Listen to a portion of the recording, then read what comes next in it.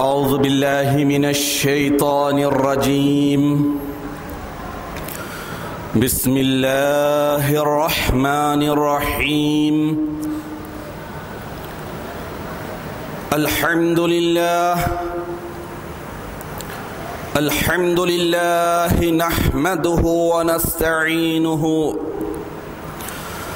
ونستغفره ونؤمن به ونتوكل عليه ونعوذ بالله من شرور أنفسنا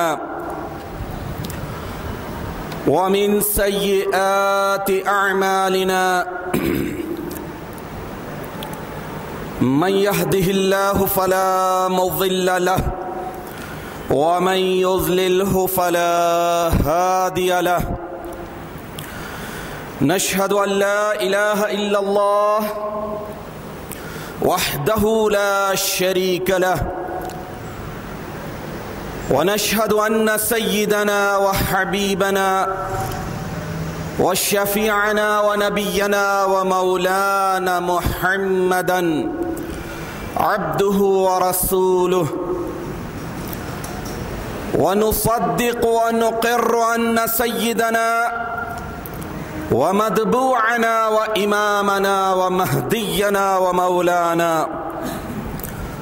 السيد محمدا المهدي الموعود خليفة الله قد جاء ومضى. ونسلم على آلهما وأصحابهما أجمعين. أما بعد، فقال الله سبحانه وتعالى في القرآن المجيد والفرقان الحميد: فأعوذ بالله من الشيطان الرجيم. بسم الله الرحمن الرحيم. فاذكروني أذكركم واشكروا لي ولا تكفرون.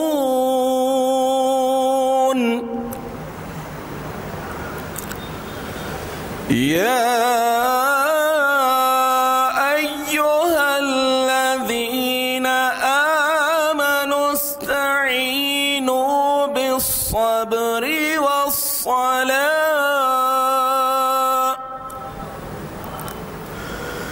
إن الله مع الصابرين.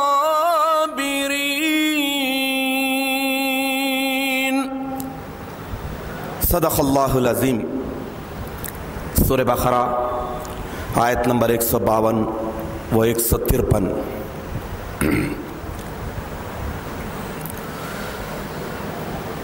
حاضرین محترم، سب سے پہلے ان آیات مبارکہ کے معنی آپ کے سامنے رکھتا چلوں جن کی تلاوت کا شرف میں نے حاصل کیا. اللہ تعالیٰ ارشاد فرما رہے ہیں کہ فَاذْكُرُونِی، تم مجھے یاد کرو، میں بھی تمہیں یاد کروں گا. تم میرا شکر بجا لاتے رہو اور میری ناشکری اور کفر نہ کرو. اے ایمان والو، نماز اور صبر سے اللہ کی مدد لیتے رہو، بے شک اللہ صبر کرنے والوں کے ساتھ ہے.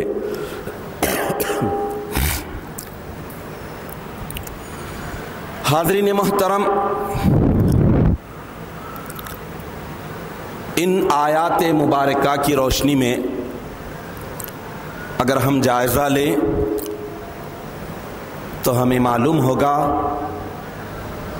کہ رمضان المبارک کا مہینہ مومن بندوں کے لیے اللہ تعالیٰ کی طرف سے انمول تحفہ ہے. یہ ایسا تحفہ اور ایسا گلدستہ ہے کہ اس میں ہر قسم کا، ہر رنگ کا اور ہر بو کا گلاب اللہ تعالیٰ نے بڑے ہی خوبصورتی کے ساتھ سجایا ہے. اور یعنی اللہ تعالیٰ رمضان المبارک میں مومن بندوں کو ساری عبادتیں کرنے کی سہولت اور صلاحیت عطا کر دیتی ہے۔ وہ ایسا مقدس مہینہ ہے جس میں ایک مومن بندہ جسمی طور پر عبادت کرتا ہے، بدنی طور پر عبادت کرتا ہے، روحانی عبادت کرتا ہے اور قلبی عبادت کرتا ہے، مالی عبادت کرتا ہے، زبانی عبادت کرتا ہے، اخلاق کو اپنے سنوار کر اخلاق عبادت کرنے کی سعادت حاصل کرتا ہے۔ یعنی رمضان المبارک ان ساری عبادتوں کا بہترین مجموعہ ہے جسے ایک مومن بندہ اللہ تعالی کی خوشنودی کے حاصل کرنے کے جذبے کے تحت بجا لاتا ہے۔ اور یہ رمضان المبارک کی برکت ہے، یہ رمضان المبارک کی فضیلت ہے کہ ایک مومن بندہ ان ساری عبادتوں کو اپنی استعداد کے مطابق، اللہ کی توفیق کے مطابق بجا لانے کی سعادت حاصل کرتا ہے۔ اور ہر عبادت کا مقصد تقوی اور پرہیزگاری ہے، اور ہونا چاہیے۔ اگر عبادت یوں ہی سرسری کی جا رہی ہے تو وہ عبادت نہیں بلکہ عادت ہے۔ عبادت کا مطلب اپنے ہر کام اور ہر عمل سے، اپنے ہر قول اور فعل سے اللہ کی عبادت اور بندگی کا اظہار ہو، اپنے ہر کام سے، اپنے ہر عمل سے اللہ تعالی کی بندگی ظاہر ہو۔ کوئی بھی بات ہو، کوئی بھی عمل ہو، اس سے صرف اور صرف خدائے واحد کی بندگی ظاہر ہو تو وہ عبادت ہے۔ اگر بندگی ظاہر نہیں ہو رہی ہے، عبادت ظاہر نہیں ہو رہی ہے، تو پھر وہ عبادت نہیں ہے بلکہ وہ عادت ہے۔ تو رمضان المبارک کا مقدس مہینہ یہ ہے کہ ایک مومن بندہ اللہ تعالیٰ کے احکامات کے مطابق زندگی گزارنے کی کوشش کرتا ہے، تو وہی کوشش عبادت کہلاتی ہے۔ تو اب عبادت کا بنیادی مقصد پاکی حاصل کرنا، پرہیزگاری حاصل کرنا۔ تو رمضان المبارک کا یہ مقدس مہینہ ایسا ہے کہ جس میں مومن بندہ اپنے بدن کو صاف کرتا ہے، پاک کرتا ہے آلائشوں سے، گندگیوں سے۔ تو اس کا بنیادی مقصد یہ ہوتا ہے کہ بدنی عبادت کر کے میں اپنے بدن کو ساری آلائشوں سے اور گندگیوں سے پاک کر لوں۔ روحانی جتنی عبادتیں اللہ تعالیٰ نے رکھی ہے، ان عبادتوں کا بنیادی مقصد یہ ہے کہ اس بندے کی روح زندہ رہے، تابندہ رہے، اور اس کی روح میں جلاب حاصل ہو، اور اس کی روح ایسی ہو جائے کہ وہ سیر روحی حاصل کرنے کے قابل بن جائے۔ اور ایک مومن بندہ اللہ ہی کا عطا کردہ مال و دولت اللہ کے نام پر خرچ کرتا ہے، تو اس کا بنیادی مقصد یہ ہے کہ اس کے دل میں اگر مال کی محبت رچ بس رہی ہے، جاگزی ہو رہی ہے، تو وہ عبادت کر کے عشر، زکوٰۃ، صدقات نکال کر اپنے مال کو بھی پاک کرتا ہے، اور اپنے دل میں مال کی محبت اگر بسنے والی ہے تو اسے بھی نکال دیتا ہے۔ ایک مومن بندہ قلبی عبادت کرتا ہے، اور قلب، مومن بندے کا دل بہت بڑی چیز ہے۔ یہ اللہ کا مسکن یعنی اللہ کی جگہ ہے، ٹھہرنے کی جگہ ہے۔ تو اسے اگر اللہ کے سوا غیر اللہ کی محبت آ رہی ہے، غیر اللہ کا ڈر اس دل میں آ رہا ہے، تو قلبی عبادتوں کے طفیل میں وہ ایسا ہو جاتا ہے کہ قلبی عبادتیں بجا لا کر اپنے دل میں صرف اللہ کو بساتا ہے، ساری محبتوں کے میل کچیل کو نکال دیتا ہے، اور اس عرش الہی کو، اس قلب کو پاک کر دیتا ہے، تاکہ وہاں پر صرف اور صرف اللہ کی محبت رچ بس جائے۔ اخلاق انسان کا معیار ہے، پہچان ہے۔ اگر اخلاق انسان کے اچھے ہوں تو پھر اللہ تعالیٰ کے تقرب سے حاصل ہوتا ہے. اس لیے حدیث شریف میں بھی آیا ہے کہ تخلق باخلاق اللہ، اپنے اخلاق کو اخلاق الہی کے مطابق ڈھال لو، اخلاق الہی کے مطابق مزین کر لو، سجا لو، آراستہ کر لو. تو جب تک آدمی اخلاق کو نہیں سدھارے گا اس وقت تک وہ اللہ کا مقرب، اللہ کی خوشنودی حاصل کرنے کے لائق نہیں بنتا. تو قصہ مختصر یہ کہ رمضان المبارک کا مہینہ تو گزر گیا، رخصت ہو گیا، اب پتہ نہیں ہم میں سے کون پھر اگلے رمضان المبارک کو پائے گا. لیکن اللہ کے رسول صلی اللہ تعالی علیہ وسلم ارشاد فرماتے ہیں کہ لو یعلم العباد ما فی رمضان، لوگ بندے، عباد کا مطلب عبادت گزار، بندگی کرنے والے. اللہ تعالی ہمیں عبد کی حیثیت سے پیدا کیا ہے تو بندگی کرنا انسان کی فطرت میں ہے. لیکن انسان اگر یہ جان لے، لو یعلم العباد، بندے اگر جان لے کہ معافی رمضان میں اللہ تعالیٰ کیا کچھ فضیلتیں رکھا ہے، بدنی، روحانی، مالی، قلبی، اخلاقی، کون سی چیزوں کی وجہ سے انسان جسم بھی پاک کرتا ہے، مال بھی پاک کرتا ہے، اخلاق بھی پاک کرتا ہے، قلب کو بھی پاک کرتا ہے، یہ جان لے تو لتمنت امتی ان تکون السنۃ کلھا رمضان، تو میری امت ضرور ضرور تمنا کرے گی، ضرور ضرور خواہش کرے گی کہ پورا سال کا سال رمضان المبارک جیسا گزارے. رمضان المبارک میں جیسے اپنے اخلاق کو، اپنے بدن کو، اپنی روح کو، اپنے جسم کو، اپنے اخلاق کو، سب کو پاک کرتا تھا، عبادت کرتے ہوئے اپنی ہر ادا سے، اپنے ہر عمل سے بندگی کو ظاہر کرتا تھا. اس کی تمنا یہی ہوگی کہ رمضان المبارک کے علاوہ بھی وہ ایسے ہی گزارے. لیکن شرط ہے کہ لو یعلم العباد، بندے اگر جانے تو جاننا کیا ہوا، بندہ جانے گا تو عمل کرے گا، جانتا نہیں تو عمل نہیں کرے گا. تو معلوم یہ ہوا کہ جو با عمل ہوتے ہیں، محبت کے ساتھ جو عمل کرتے ہیں، وہ رمضان المبارک کی فضیلتوں کو، برکتوں کو، رحمتوں کو جانتے ہیں. جاننے کے بعد ان کی کوشش یہی ہوتی ہے کہ کیسے بھی اللہ تعالیٰ کو راضی کرتے رہیں، رمضان المبارک کا مہینہ رہو یا پھر غیر رمضان المبارک. حاضرین محترم، ایک مومن بندے کی پیدائش سے اس کی موت تک ہر وقت اسے اپنے ہر عمل سے اللہ کی بندگی کا اظہار کرنا ہے. یہ بات قطعی طور پر مومن بندے کے لیے جائز نہیں کہ موسمی عبادت کرے، گرمائی عبادت کرے، سرمائی عبادت کرے، برساتی عبادت کرے، موقتی عبادت کرے. یہ نہیں، بلکہ ایک مومن بندہ ہمہ وقتی عبادت کرے، دوامی عبادت کرے. کیونکہ آپ یہ دیکھ لیجئے کہ عملی طور پر جو بندے آج اگرچہ کہ مسجدیں پھر وہی خالی، صفیں خالی، اور تعداد یکایک کیسے گھٹ جاتی ہے. جب رمضان المبارک کا مقدس مہینہ ہوتا ہے تو یہی ظہر کی نماز میں یہ 3 صفیں کم پڑتی ہے. اس حال کے باہر بھی مصلی بچھانا پڑتا ہے، لوگ آتے ہیں، پھر وہ کیا بات ہے، وہ کون سا مرض ہے جو انہیں مسجد سے دور کر دیتا ہے.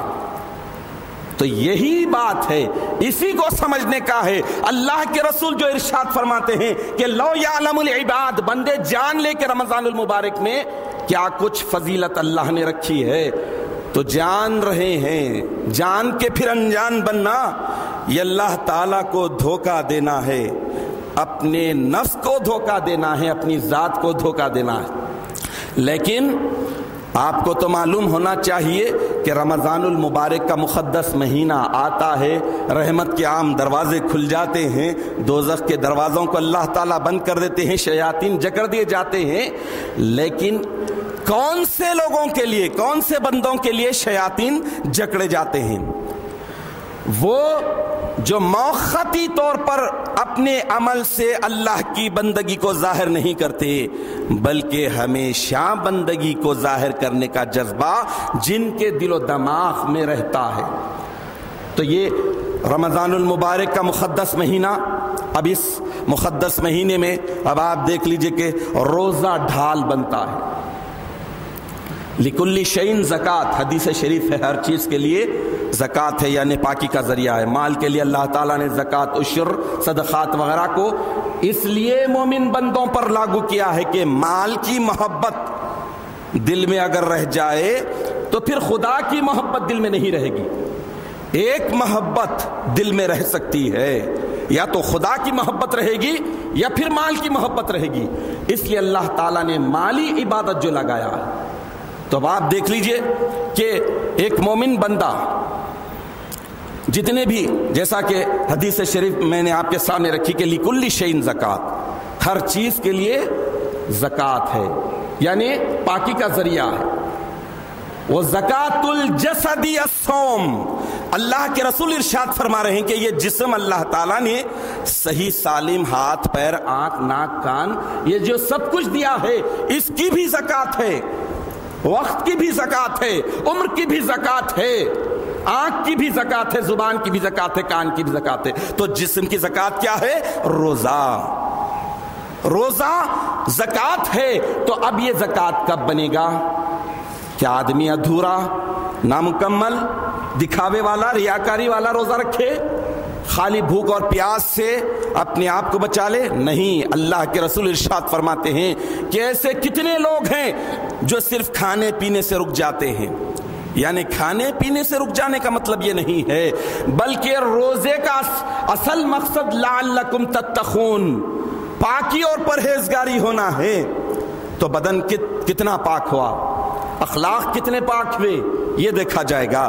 تو اب رمضان المبارک کا مقدس مہینہ آئے گا، آنے والے اس سے فائدہ حاصل کر سکیں گے یا نہیں. لیکن اللہ کے رسول ایک حدیث شریف میں ارشاد فرماتے ہیں کہ بودل لمن ادرک رمضان، پھٹکار ہے، دھتکار ہے اس شخص پر جس نے رمضان المبارک کو پایا، فلم یغفر لہ، اس کی مغفرت نہیں، بخشش نہیں ہوئی.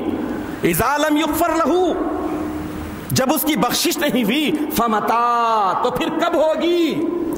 رمضان المبارک میں بخشش نہیں ہوئی، مغفرت نہیں ہوئی، وہ مغفرت کے کام نہیں کیا، تو پھر ایسے آدمی پہ تو پھٹکار ہی ہوگی.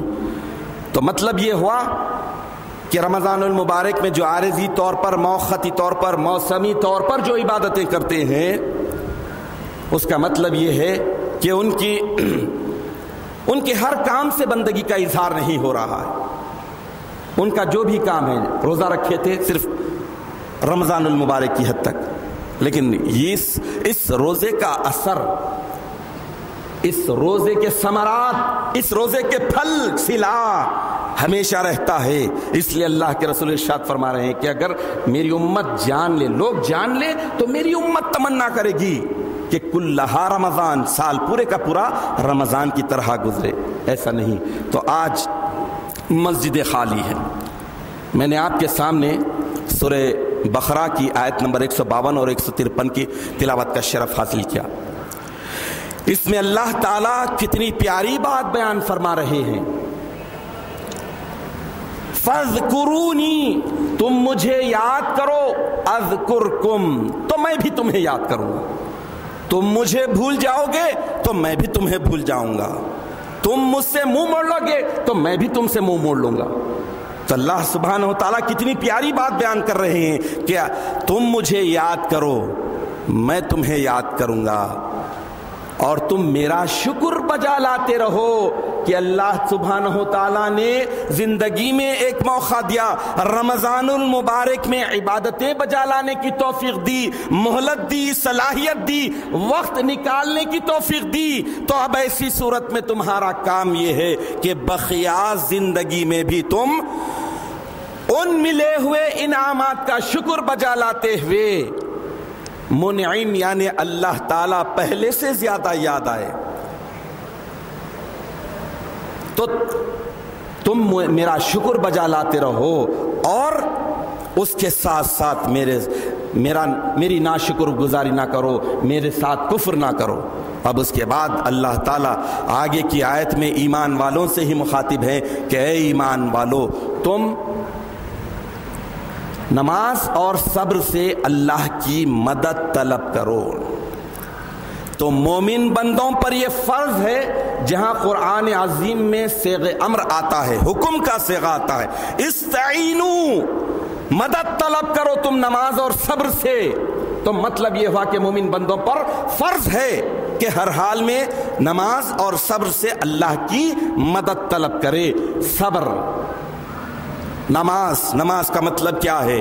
نماز کا مطلب اللہ تعالیٰ نے مومن بندوں کو موقع دیا کہ دن بھر میں 5 مرتبہ بلا کھٹکے، بلا جھجک اللہ کے دربار میں آ جاؤ، اللہ کی چوکھٹ پر آ جاؤ اور اپنا سر نیاز وہاں پر جھکا دو۔ تو یہ کیوں لگایا اللہ تعالیٰ؟ مومن بندوں کے لیے۔ صبر کا مطلب کیا ہے؟ صبر کا مطلب یہ ہے کہ اللہ تعالیٰ کے احکامات پر پوری مضبوطی کے ساتھ، پوری خوشدلی کے ساتھ جمے رہنا، ٹکے رہنا، اور ان احکامات پر عمل کرنے کی وجہ سے دنیاوی، جسمانی، مالی، عارضی جو نقصان ہوگا اس پر صبر کرنے کا مطلب، اسے نظر انداز کرنے کا مطلب صبر ہے۔ اور اس کے صلے میں اللہ تعالیٰ کیا دیتے ہیں؟ صبر کرنے کے صلے میں اللہ تعالیٰ سب سے بڑی چیز اپنی ذات کو حوالے کر رہے ہیں۔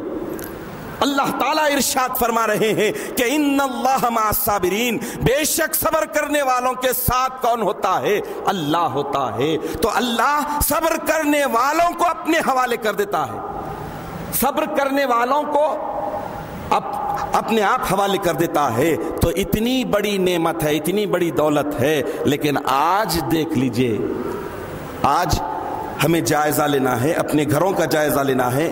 پہلے آدمی ذمہ دار ہے اپنے اہل و عیال کو دوزخ کی آگ سے بچانے کے۔ یا ایھا الذین آمنوا قوا انفسکم واہلیکم نارا، اے ایمان والو تم اپنے آپ کو، اپنے اہل و عیال کو دوزخ کی آگ سے بچاؤ۔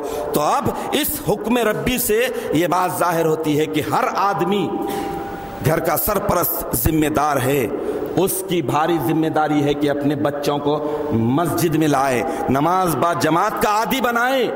10 سال کے ہو گئے ہیں تو انہیں تنبیہ کرے، بالغ ہو گئے تو تکرار کے ساتھ، اصرار کے ساتھ انہیں نماز با جماعت کا عادی بنائے، اور اپنی عورتوں کو، اپنی بچوں کو، اپنی لڑکیوں کو نماز کے لیے پابند کرے۔ رمضان المبارک میں یہ سب کچھ ہوتا تھا، تو غیر رمضان المبارک میں کیوں نہیں؟ کیا نماز صرف رمضان المبارک میں فرض تھی؟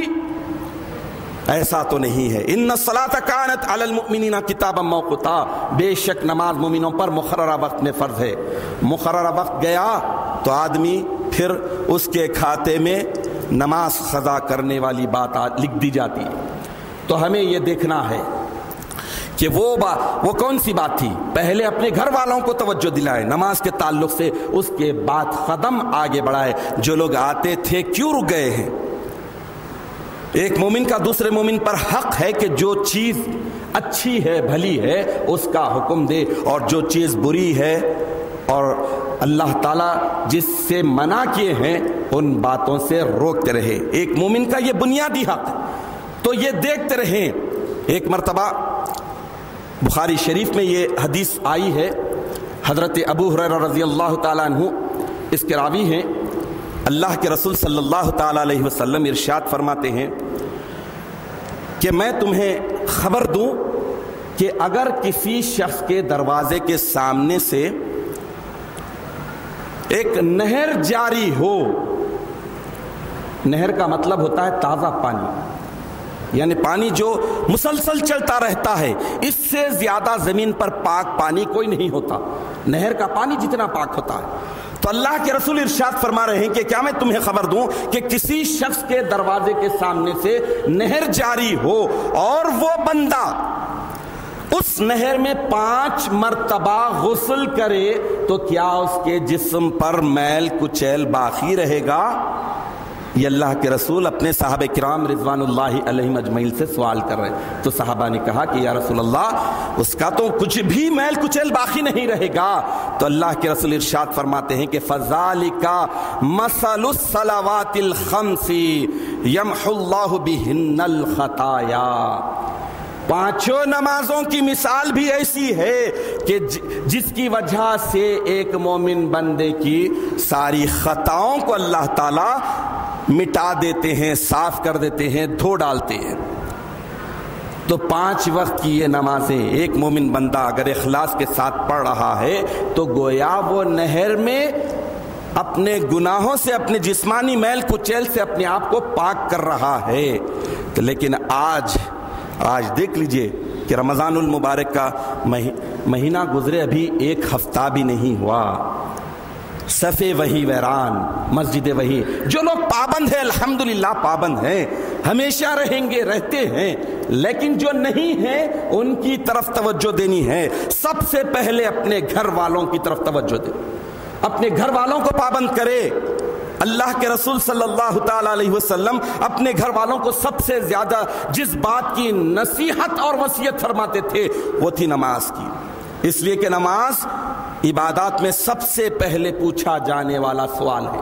تو نماز کے تعلق سے دیکھیے، ہم مہدوی ہیں، ہمارے آقا و مولا سیدنا و امامنا حضرت میرا سید محمد جیون پوری مہدی موعود علیہ الصلوۃ والتسلیم کا کیا عمل شریف رہا۔ 12 برس تک آپ حالت جذب میں ہیں، ایسے ہیں کہ دنیا سے بے خبر، لیکن اللہ سبحانہ و تعالی نماز کا جب وقت آتا تو اپنی قدرت سے آپ کو ہوش دلاتا، آپ ہوش میں آتے اور نماز ادا فرماتے، اور اس کے بعد پھر سے حق تعالی میں مستغرق ہو جاتے، اللہ کی ذات میں گم ہو جاتے۔ تو یہ 1-2 مہینے نہیں، 12 مہینے نہیں، بلکہ پورے 12 سال کا عرصہ ہے۔ اس میں امامنا مہدی علیہ السلام ایک بھی نماز کو قضا نہیں کیا۔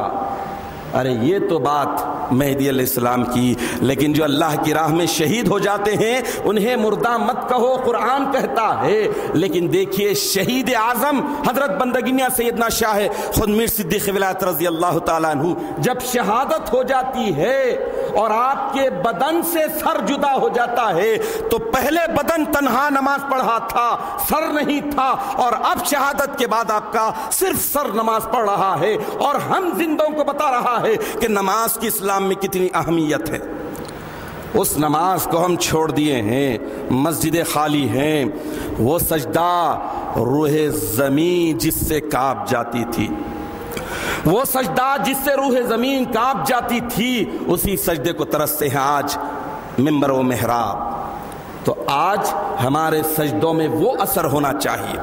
اللہ تعالیٰ کی بارگاہ میں جب ہم آ رہے ہیں تو جسمانی طور پر بھی اپنے آپ کو پاک کریں، ذہنی طور پر بھی ہم یکسوئی حاصل کریں، اور قلبی طور پر بھی ہم پورے طور پر تیار رہیں۔ سیدنا عمر فاروق رضی اللہ تعالیٰ عنہ جب نماز کا وقت آتا تھا تو اللہ تعالیٰ کے خوف سے اور دربار الہی میں حاضری کے شوق سے آپ کا جسم پیلا پڑ جاتا تھا۔ وہ کون سا جذبہ تھا یہ جاننا ہے۔ اور آج ہماری جب نماز شروع ہوتی ہے تو شیطان اسی وقت تکبیر تحریمہ باندھنے کے ساتھ ہی ایک صاحب کا رنگ ٹون بجنے لگ جاتا ہے، ایک صاحب کو چول یاد آ جاتی ہے، ایک صاحب کو وہ بات یاد آ جاتی ہے جو گھنٹوں سے بھولے ہوئے تھے۔ تو یہ کیوں ہو رہا ہے؟ یہ کیوں ہو رہا ہے؟ ہماری عبادت، ہمارے ہر عمل سے اللہ کی بندگی کا اظہار نہیں ہو رہا ہے۔ عادت کے طور پر نماز پڑھ رہے ہیں، لباس وضاحت صحیح نہیں ہے۔ آدمی کو پورے طور پر تیار ہو کر نماز پڑھنی چاہیے، ہر اعتبار سے۔ جب مسجد میں آ رہا ہے تو سب سے پہلے سوئچ آف کرنا چاہیے، لیکن آپ کو معلوم ہونا چاہیے کبھی کبھی نماز پڑھنے سے ایسے ہی حادثات ہوتے ہیں، یا پھر یہ کہ اللہ کی ہستی، اللہ کی ذات دل و دماغ پر حاوی نہیں ہے، دنیا حاوی ہے، اس لیے سیل بھی بج رہا ہے، بھولی ہوئی چیزیں بھی یاد آ رہی ہے، کھجانا بھی یاد آ رہا ہے، لیکن ایسی نماز، ایسی عبادت اللہ تعالیٰ کی بارگاہ میں قبول نہیں کی جاتی۔ تو رمضان المبارک کا مقدس مہینہ تو رخصت ہوا، اللہ تعالیٰ ارشاد فرما رہے ہیں کہ فاذکرونی اذکرکم، تم مجھے یاد کرو تو میں تمہیں یاد کروں گا۔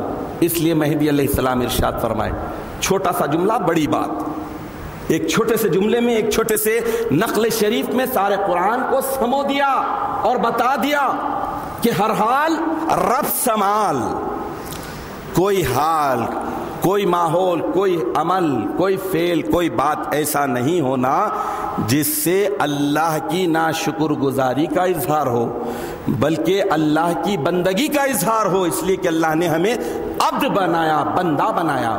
تو بندہ ہونے کی حیثیت سے ہم اپنا آپ جائزہ لیں، اپنے گھر کا جائزہ لیں اور گھر کے لوگوں کو نماز کا پابند بنائے، اچھے اخلاق کا پابند بنائے۔ رمضان المبارک میں جو عبادتیں کرتے تھے اسے جاری اور ساری رکھنے کی، بلکہ ان عبادتوں میں اور اضافہ کرنا، اخلاص اور بڑھانا، توجہ اور حاصل کرنا، اور ان عبادتوں سے اپنے جسم کو، اپنی روح کو، اپنے قلب کو، اپنے اخلاق کو، اپنے مال کو، اپنے ہر چیز کو پاک کرنے کی کوشش کرنا۔ اور اس کے بعد جو لوگ رک رہے ہیں، اڑوس پڑوس کے، دوست احباب کے، انہیں توجہ دلانا کہ چلیے بھائی نماز کو چلیے، اس لیے کہ انسان صرف پہنچانے کا حقدار ہے، پہنچا دینا ہے، وما علینا الا البلاغ، اپنا کام صرف پہنچا دے، بتا دے کہ بھائی آئیے نماز کے لیے چلیے، میں جا رہا ہوں آپ بھی چلیے۔ تو ایسا ہوگا تو ایک دو وقت اگر وہ نظر انداز کرتا ہے تو کبھی نہ کبھی سوچے گا کہ یہ بندہ تو میری بہتری چاہ رہا، میری خیر خواہی چاہتا ہے، لہٰذا چلو میں بھی نماز کو چلتا ہوں۔ تو رمضان المبارک کے بعد ہمارا ہر عمل ایسا ہو جانا، جیسا کہ اللہ کے رسول ارشاد فرماتے ہیں کہ اگر بندے جان لے، جاننا شرط ہے، اور جانیں گے اس وقت جب کہ پورے اخلاص کے ساتھ، محبت کے ساتھ عمل کریں گے۔ پڑھ لیا، سن لیا، لیکن عمل نہیں کیا تو جاننا نہیں ہوا، وہ تو انجان بن گئے، جانتے ہوئے بھی انجان بن گئے۔ بلکہ جو عملی طور پر حسنات کو اختیار کیا، معروفات کو اختیار کیا، نیکیوں کو اختیار کیا، تو اس کے بعد ہر شخص کی تمنا یہی ہوگی کہ اس میں کمی نہ ہو۔ جو انکم آدمی کو ہوتی ہے، انسانی مینٹالٹی ہے کہ اس انکم میں بڑھوتی ہونا پسند کرتا ہے، اس میں اضافہ چاہتا ہے کہ اور سورسز پیدا ہو، اور ذرائع سے ہو جائیں جس کی وجہ سے میری انکم میں اور اضافہ ہو۔ تو آدمی تو یہ سوچے گا، لیکن اگر آدمی، جیسا کہ میں نے عرض کیا کہ یہ دل، یہ قلب، یہ خدا کا مسکن رہنے کی جگہ، اگر اس میں دو محبت تو کبھی جمع نہیں ہوتے، دو محبتیں کبھی بھی جمع ہرگز نہیں ہو سکتے۔ اگر آدمی اللہ تعالیٰ کی عبادت سے دور ہے تو سمجھ لیجئے کہ وہ دنیا میں اور دنیا کی مال و متاع میں، دنیا کی محبت میں گرفتار ہے، جس کی وجہ سے وہ نہیں کر رہا۔ لیکن اگر اللہ کی محبت اس کے دل میں غالب ہے اور صرف لابدی یعنی ضرورتوں کی تکمیل کے تحت وہ کسب اصول کے ساتھ کر رہا ہے، تو صرف اور صرف ایک ہی محبت اس کے دل میں غالب رہے گی، اللہ کی۔ تو دو محبت کبھی جمع نہیں ہو سکتے۔ تو اس دل میں اگر اللہ کی محبت نہیں ہے تو پھر وہ عبادتوں سے دور ہو جائے گا۔ تو ہمیں اپنا آپ کا بھی جائزہ لینا ہے، اپنے اہل و عیال کا بھی جائزہ لینا ہے، اپنے اطراف کا بھی، ماحول کا بھی، دوست احباب کا بھی، سب کا جائزہ لیتے ہوئے حق پہنچانے کی کوشش کرنا، اچھی بات کا حکم دینا اور بری بات سے روکتے رہنا، تاکہ اللہ تعالیٰ اس کی وجہ سے ہماری بھی نیکیوں میں اضافہ کرے اور ہمارے بھی گناہوں کو کم سے کم کرنے کا موقع کرے۔